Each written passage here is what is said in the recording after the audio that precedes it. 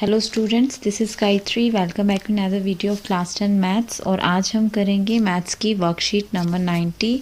Topic है इसका त्रिभुज।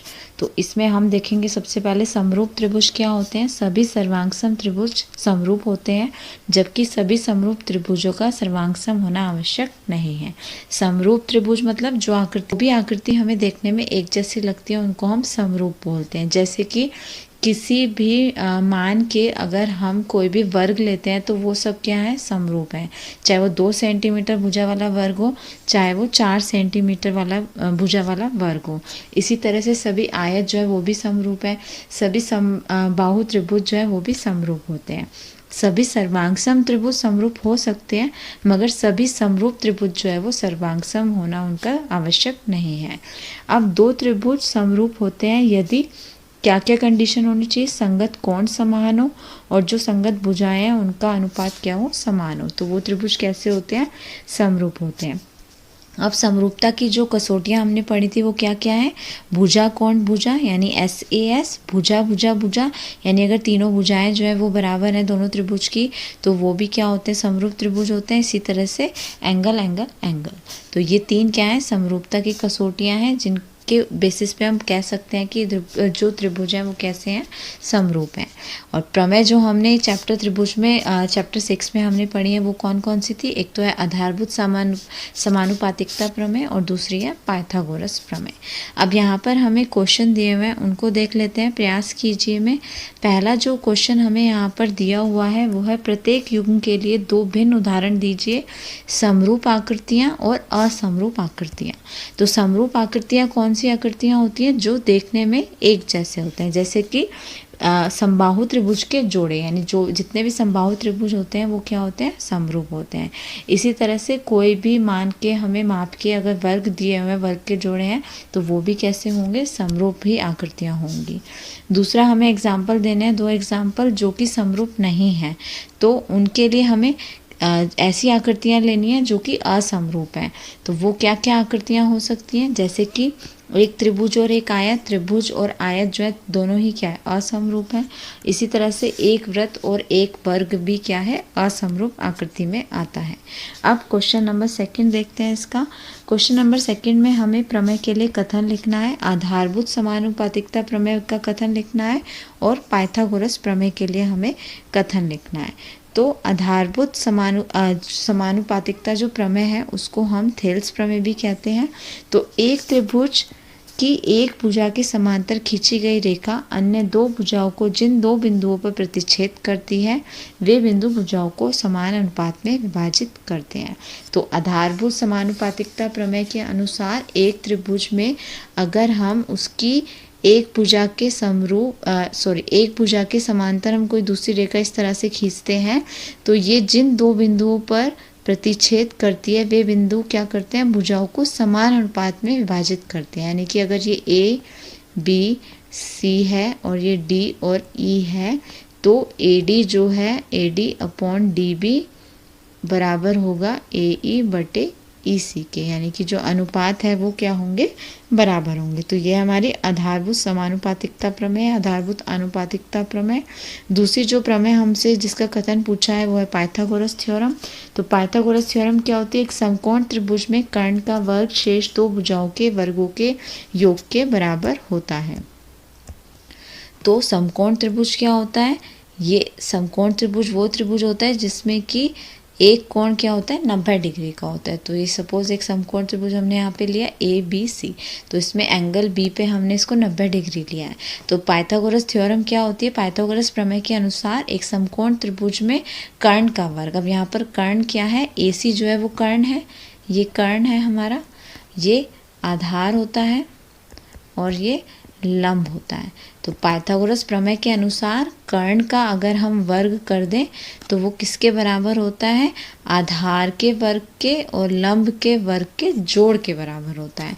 तो वो क्या है, हमारी पाइथागोरस प्रमेय। तो इसको हम ऐसे भी लिख सकते हैं कि कर्ण का जो वर्ग है वो बराबर होता है आधार के वर्ग के और उसमें हम क्या जोड़ दें, लंब का वर्ग, यानी कि दोनों जो भुजाएं हैं उनका हम वर्ग करके उनको जोड़ दें तो वो उनका जो जोड़ होता है वो बराबर होता है कर्ण के वर्ग के। तो ये थी हमारी पाइथागोरस प्रमेय। नेक्स्ट जो हमें क्वेश्चन दिया हुआ है क्वेश्चन नंबर 3, उसमें हमें एक आकृति दी हुई है ये वाली, और हमें साथ ही दिया हुआ है डी जो है वो एफ सी के समानांतर है और एफ ई जो है वो बी सी के समानांतर है, और हमें सिद्ध करना है कि ए एफ स्क्वायर जो है वो बराबर होगा ए डी गुणा ए बी के। तो इसमें हमें जो दिया हुआ है त्रिभुज वो हमने यहाँ पर बना लिया है डायग्राम। दिया है हमें त्रिभुज ए बी सी में डी जो है वो एफ सी के पैरेलल है, यानी कि ये वाली रेखा जो है वो इस वाली रेखा के पैरेलल है। इसी तरह से एफ ई जो है वो बी सी के पैरेलल है। तो ये हमें यहाँ पर दिया हुआ है, और अब हमें जो सिद्ध करना है वो है ए एफ स्क्वायर जो है वो बराबर है ए डी गुणा ए बी के। तो इसमें हम त्रिभुज ए बी सी देखते हैं। त्रिभुज ए बी सी में हमें क्या दिया हुआ है, एफ पी जो है वो बी सी के समानांतर है। अब क्योंकि ये समानांतर है तो आधारभूत आनुपातिकता प्रमेय के अनुसार हम क्या लिख सकते हैं, एफ पी बटे ए एफ बराबर होगा ई सी बटे ए ई। तो यानी कि जो समांतर रेखाएं हैं वो समान अनुपात में विभाजित करती है, इसीलिए एफ पी बटे एफ जो है वो बराबर होगा ए सी बटे ए ई के। अब हमने क्या किया है, इसमें दोनों तरफ एक जोड़ दिया है, तो एफ बी बटे एफ में भी हमने एक जोड़ दिया और ई सी बटे ए ई में भी हमने एक जोड़ दिया है। तो यहाँ से जब हम इसका एलसीएम लेके सॉल्व करेंगे तो आएगा एफ पी जमा ए एफ बटे ए एफ हो जाएगा, और इधर हो जाएगा ई सी जमा ए ई बटे ए ई। अब हमें पता है एफ बी में अगर हम ए एफ जोड़ देंगे, यानी एफ बी कहाँ है हमारा, ये एफ बी है, और एफ बी में हम ए एफ जोड़ देते हैं तो हमारा पूरा क्या हो जाएगा, ए बी हो जाएगा। तो इसकी जगह हम क्या लिख सकते हैं, ए बी लिख सकते हैं। इसी तरह से ई सी में अगर हम ए ई जोड़ देंगे तो पूरा ए सी हो जाएगा, तो हम उसकी जगह क्या लिख देंगे, ए सी लिख देंगे। तो इस तरह से यहाँ पे हमें इक्वेशन 1 मिल गई। हमें एफ बी को ए एफ में जोड़ा तो ए बी मिल गया, और ई सी में ए ई जोड़ा तो हमें ए सी मिल गया। अब त्रिभुज लेते हैं हम ए एफ सी, यानी कि ए एफ सी में, यानी कि इस वाले त्रिभुज में, ए एफ सी वाले त्रिभुज में, यानी कि ये जो त्रिभुज है ए एफ सी, इसमें तो इसमें हमें क्या दिया हुआ है, डी जो है वो समानांतर है एफ सी के, यानी कि डी ई जो है ये वाली रेखा एफ सी के समानांतर है। तो इसमें भी हम आधारभूत समानुपातिकता या आधारभूत अनुपातिकता प्रमेय से हम क्या लिख सकते हैं कि जो ए डी है बटे डी एफ बराबर होगा ए बटे ई सी के, अनुपात बराबर होंगे भुजाओं के। अब इसको हम क्या लिख देते हैं, उल्टा कर देते हैं, यानी विलोम कर देते हैं। डी एफ को ऊपर ले आते हैं, ए डी को नीचे कर दिया, ई सी को ऊपर लेके ए को नीचे कर दिया, और दोनों तरफ इसमें भी एक जोड़ दिया। अब दोनों तरफ जब एक जोड़ दिया तो एलसीएम लेके हमारे पास क्या आया, ए डी जमा डी एफ बटे ए डी बराबर ए ई जमा ई सी बटे ए ई। अब ए डी जमा डी एफ को हम क्या लिख सकते हैं, ए एफ लिख सकते हैं, ए एफ बटे ए डी, और ए ई जमा ई सी को हम क्या लिख सकते हैं, ए सी बटे ए ई, क्योंकि ए ई में अगर हम ई सी जोड़ेंगे तो हमारे पास पूरा क्या आ जाएगा, ए सी आ जाएगा। तो वही हमने यहाँ पे किया, तो ये हो गया हमारा समीकरण 2। अब समीकरण 1 में हमारे पास है ए बी बटे ए एफ बराबर ए सी बटे ए ई, और यहाँ पर भी ए एफ बटे ए डी बराबर जो है वो किसके, ए सी बटे ए ई के, यानी ये ए सी बटे ए के दोनों बराबर हैं, तो यानी कि हम इन दोनों को बराबर रख सकते हैं। तो हमने यही किया है, यहाँ पर ए बी बटे ए एफ को बराबर रखा ए एफ बटे ए डी के। अब दोनों को हमने क्रॉस मल्टीप्लाई किया, तो ए एफ को ए एफ से गुणा करेंगे ए एफ स्क्वायर, और ए बी को ए डी से गुणा करेंगे। तो ये हमें यहाँ पे लाना था, प्रूफ करना था, ए एफ स्क्वायर बराबर है ए बी गुणा ए डी के। अगला प्रश्न देखते हैं, क्वेश्चन नंबर 4।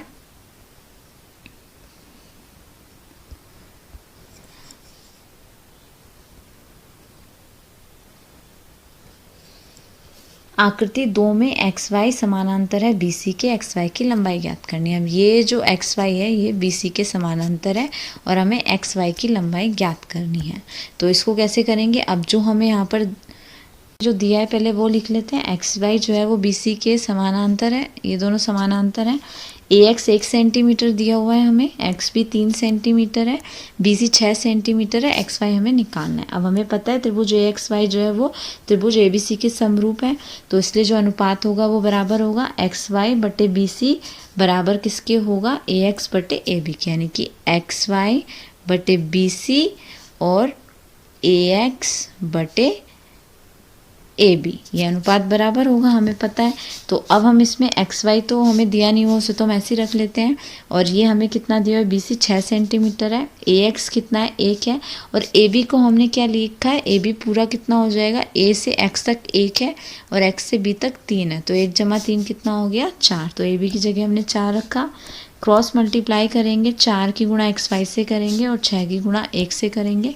एक्स वाई बराबर 6/4 हो गया, और एक्स वाई यहाँ से कितना आ गया, 2 से इसको काटेंगे, 2 तिया 6, 2 दूनी 4, तो एक्स वाई जो है वो बराबर आ गया 3/2, और इसको हम काटेंगे तो आ जाएगा 1.5। तो यानी एक्स वाई जो है वो कितना आ गया 1.5 सेंटीमीटर।